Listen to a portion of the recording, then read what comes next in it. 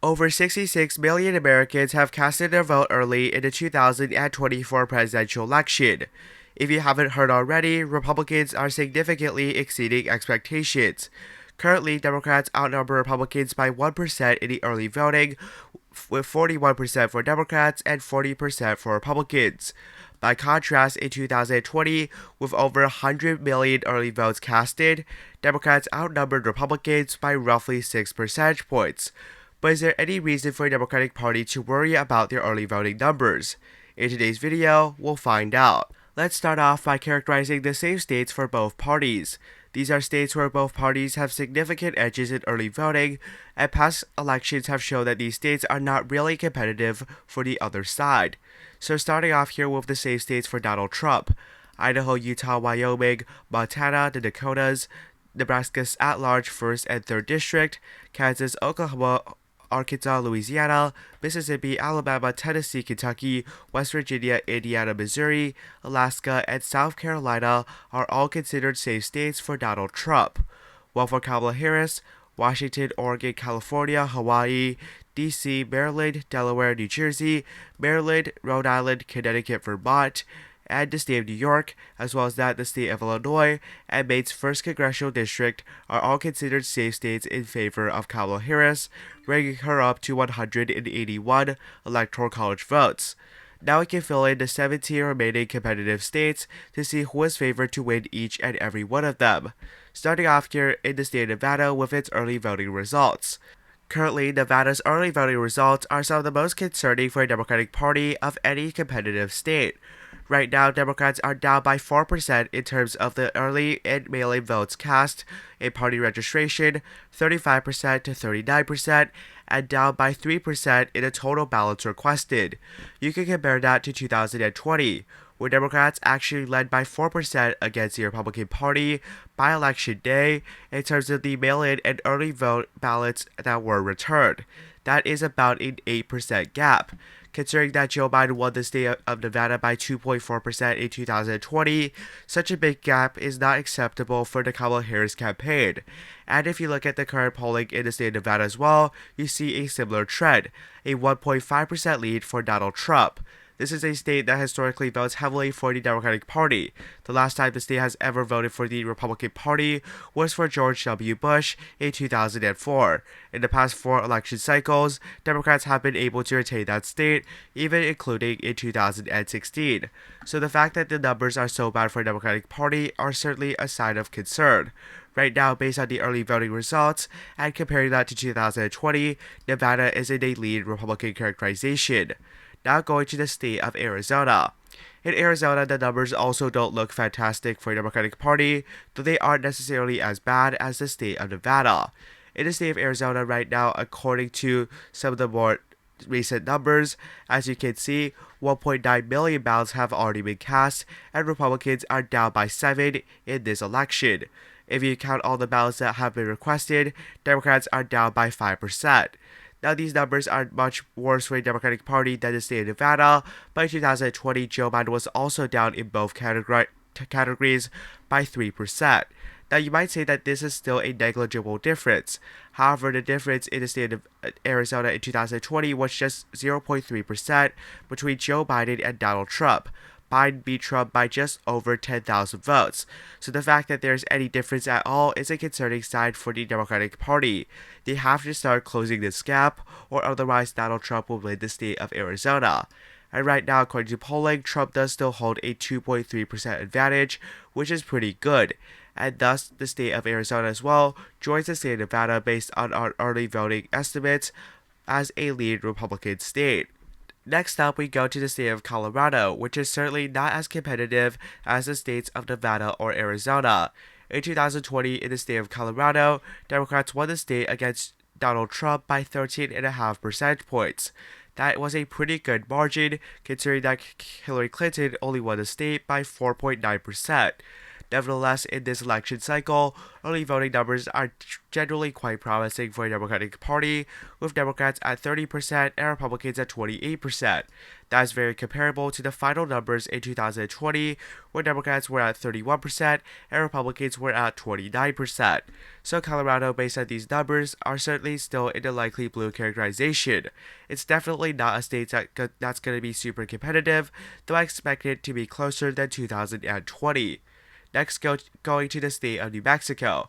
New Mexico is also not up there in terms of competitiveness.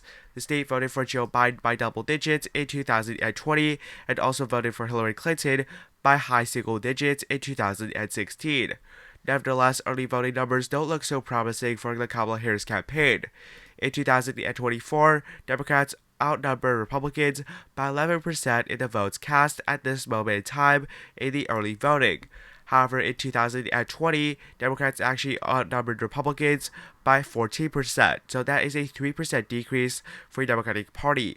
While that's not so significant in a state that Joe Biden won by double digits, this could serve as a microcosm for the rest of the nation that Democrats are underperforming across the entirety of the United States. The state of New Mexico is still considered likely blue, and no one seriously thinks that the state will flip. However, it could be closer than 2020 for sure. Next up is the state of Texas. In 2020, Joe Biden lost the state of Texas to Donald Trump by 5.6 percentage points, so the state is not as competitive as some of the other swing states. And currently, in the registration, according to the ballots already cast, Democrats trail Republicans by 14%. Now, in 2020, Democrats actually trailed Republicans by 17%, so a bit more than 2020. Now, that might seem like good news for Democrats, but again, Biden lost the state by over 5%, so this difference would not matter. Additionally, Democrats actually lost the state by 5.6, but their registrations are plus 14. It does seem more likely that it's just some Democrats at heart who were previously registered as Republicans changing their voter registration, as opposed to voters actually changing their hearts. As a result, this is not that big of a difference, and thus I would still say that Texas, based on the current votes tabulated, is still considered likely Republican. Now going to the state of Florida. In 2020, if you look at the state of Florida, Democrats and Republicans, in 2020 at least, were pretty much tied. Democrats at 39%, Republicans at 38%. Now, at the time, it was seen as a bad sign for the Democratic Party because it was said that Republicans would turn out more on Election Day, and in fact, they did. However, this time round, the numbers look abysmal for the Democratic Party. Democrats are at 33% of all registered voters who casted a ballot, while Republicans are at 45%. That is a 12% gap and a 13% shift from 2020. So if that shows anything, Trump could easily and probably will easily win the state of Florida, at least based on the registration data. That could be because a lot of voters are changing from independent to Republican or Democrat to independent. However, even that being considered, the state of Florida is still going to be likely, if not safe, Republican. And in fact, for the purposes of this video, I'll put that as safe Republican based on the massive shift in voter registration. Now going to Georgia. Georgia, like the state of Texas, has historically been more Republican, and even now, Republicans outnumber Democrats by 3%. However, in 2020, Democrats were outnumbered by Republicans by 8%, and Republicans were at 50%, and had a lot of turnout on Election Day before Joe Biden ultimately defeated Donald Trump. That being said, this time round, the numbers are quite different. That's because, again, a lot of these Democrats at heart, a lot of these more moderate liberals at heart, they've just recently changed their registration from Republican to Democrat, and these were voters who voted for Biden in 2020 anyways, so the voter registration doesn't mean much. Additionally, Polymarket still has this race as 71% Republican, so I'm still going to give it to Donald Trump here by a tilt margin. It's not as convincing as Nevada or Arizona, but it's still going to be tilting towards Republicans. Now going to North Carolina, where numbers are absolutely abysmal for the Democratic Party. In the state of North Carolina right now, Republicans outnumber Democrats in both mail-in ballot requests and votes cast by 1%. However, compare that to 2020, where if you look at the actual ballots that were returned before Election Day, Democrats outnumber Republicans by about 5%. That is a 6% shift, and considering that hundreds of thousands of people have not returned their ballots, most of them Republicans, because Republicans like to turn out closer to election day. This is a pretty damning sign for the Democratic Party. In a poll market, Republicans have almost a 70% chance of winning North Carolina. Thus, right now, the state of North Carolina would be considered leaning towards the Republican Party based on voter registration data. Next up, we go to the state of Virginia, a state that is generally expected to go blue, but some have speculated that the state could be competitive in 2024. Currently, according to the ballot requests here, Democrats are up by 15%, while the actual votes tallied, Democrats are up 11%. Compare that with 2020, where Democrats were up by 18% in registration, but up by about 8% on election day, in terms of the actual ballots returned. So this is quite similar numbers, and it doesn't really feed the narrative that Virginia will be all that competitive. Thus, I'm going to put the state of Virginia as of right now still in the likely blue column, which is consistent with Polymarket, giving Democrats about an 89% chance of winning and retaining the state of Virginia. Now, the next state would be the state of Iowa. Currently speaking, in 2024, Republicans and Democrats are essentially even with the number of votes cast. Democrats at 40%, or Republicans also at 40%. While that may be good for the Democratic Party at face value in a state they lost by 8% in 2020, it's actually not at all the case. In 2020, Democrats were up by 45%, against 33% in the actual ballots returned as well as the requests, before losing by 8. Now, if that phenomenon continues, you can argue that Democrats are going to lose the state by 20. Well, I don't believe that would happen, because I feel like, again, a lot of these Republicans at heart simply changed their registration from Democrat to GOP because they voted for Obama in 2008 and 2012 before shifting to the Republican Party with Donald Trump in 2016 and 2020. These are voters that would have voted Trump, Trump, and Trump. I still believe that this is a sign that the Republican Party is doing really well in the state of Iowa, and thus I'm going to put this state as safe Republican. Next up is the state of Ohio, a state that voted for then President Donald Trump by 8% against then former Vice President Joe Biden in the state. Now, this time around, the early voting numbers show the Democratic Party down by about 8% in the actual votes cast. Compare that to 2020, where Democrats were down 10% in that same batch of votes. However, there's one thing to be considered. In 2020, the actual votes returned was 3.372 million, while this time round, it has only been 2.206 million. That's roughly about a 1.2 million vote gap, and those voters are actually going to be voting later, which are generally predominantly more Republican. That is because, again, Republicans are concerned about voter fraud much more than Democrats. While Democrats have already filled in their ballot and have mailed it to the actual election location, the Republican Party are still waiting for the very last moments, and thus, you're probably going to see the Republican share end up increasing, and this is still a good sign for the Republican Party. Even if these numbers hold, Trump will still win the state by 6 or 7, but since there's so many ballots that have not been calculated, Republicans could easily win the state by double digits, which could boost the Republican candidate Bernie Moreno's chances of winning in the state of Ohio. And thus Ohio right now would be considered likely, if not safe, for the Republican Party. Now I'm going to briefly diverge into the two congressional districts, Nebraska 2nd and Maine 2nd. Let's start off here with Nebraska 2nd District. Now in the congressional districts, you can't actually separate it by congressional districts, so I'm just going to look at it in general. In 2024, with the votes cast, Democrats are down against the Republicans by 13%.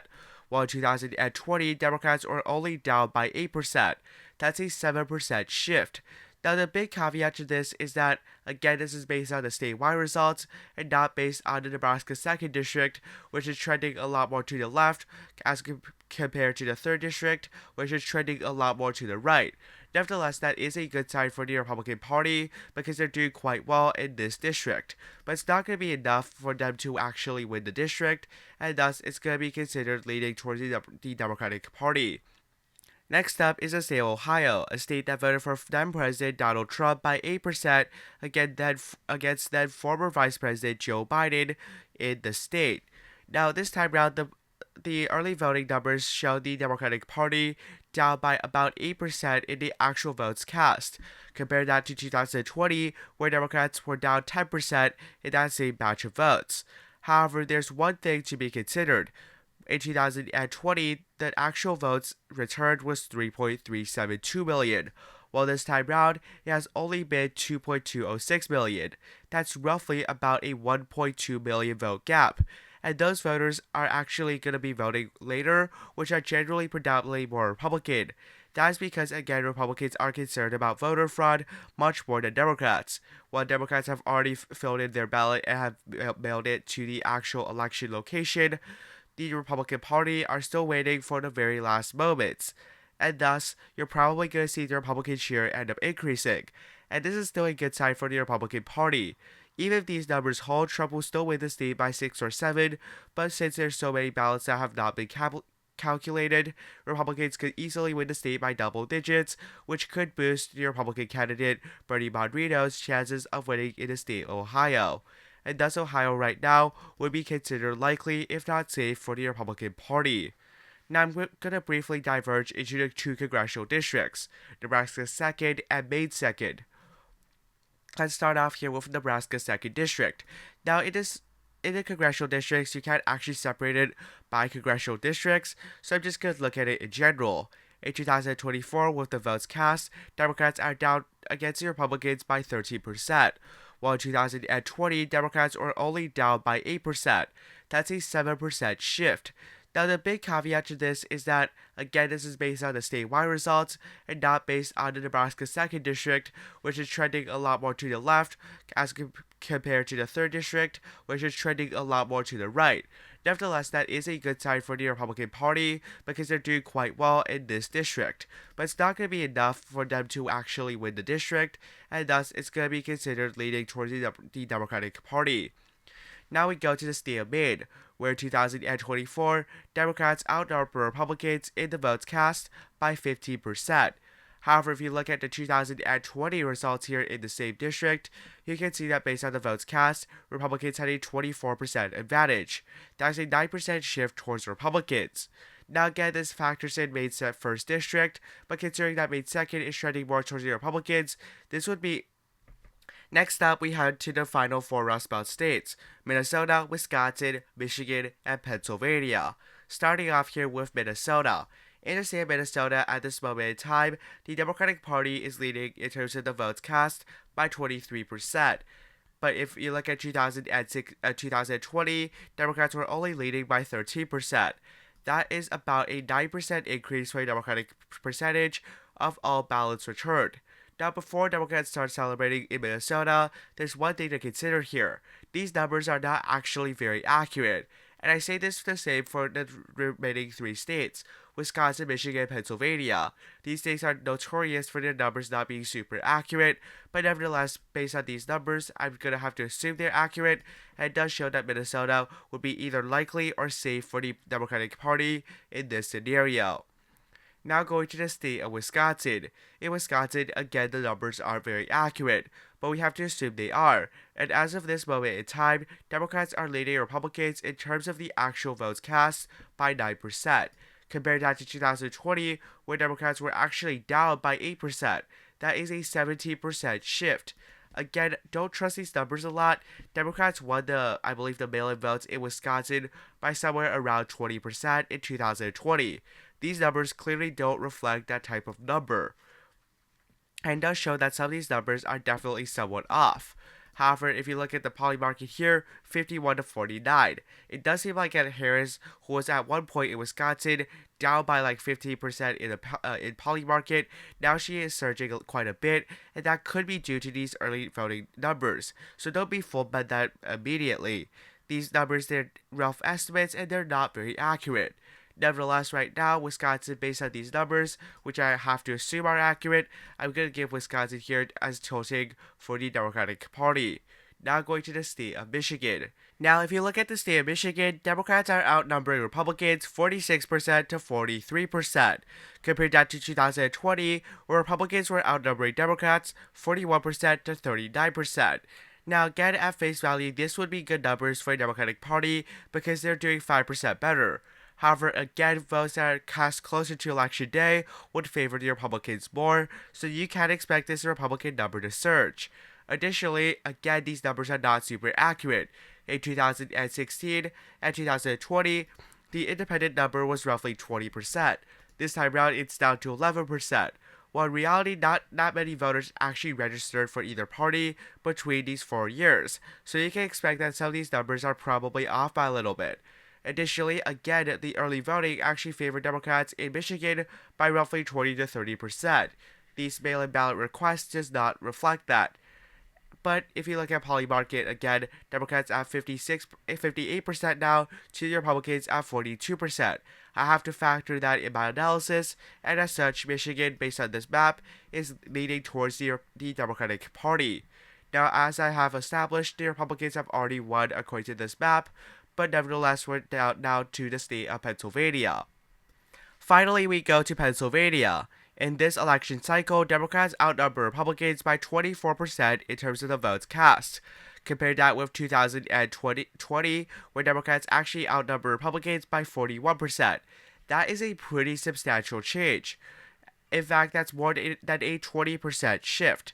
However, that being said, again, these numbers are not very accurate, and 2.64 million and 1.68 million are separated by almost a million votes. So this is not necessarily an apples to apples comparison. And again, these numbers are not very accurate, as I have previously explained.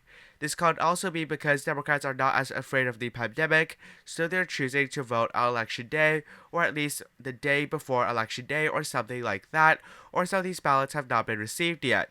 Nevertheless, if you're just looking at these numbers, it is certainly favorable for the Republican Party, and as such, Pennsylvania is considered leading Republican. To say that this map is not completely accurate, it's just a fragment of the election for a few reasons. Firstly, the early voting numbers are not particularly accurate and precise in some ways. We see in Pennsylvania, Wisconsin, and Michigan in particular, these numbers are often off from the actual numbers, and sometimes these are just rough estimates and not based on the actual population which has voted. Additionally, there are voters who actually align with one party. Let's say, for example, someone has been voting Republican for the last 20 years, but since their family and their heritage is Democratic, has remained registered as a Democrat. Just recently, they've changed their party registration to Republican. These numbers only reflect that they've changed their party registration, but doesn't reflect the fact that they have been voting for the opposite party since 20 years ago. So these numbers are not reflective of the actual election results. Just because one party sees more registration doesn't mean that that party is going to win. And just because that party votes more doesn't mean, again, that that party will win. Nevertheless, this is just one part of the election, but every single one of these elements, if you look at polling, if you look at poly market, if you look at my predictions or someone else's predictions, as well as these early voting numbers, do show one thing. The Republican Party, and Donald Trump specifically, is favored to win this year's presidential election. Anyways, thank you for watching today's video. Be sure to like and subscribe to our YouTube channel. Thank you for watching. Have a nice day. Goodbye.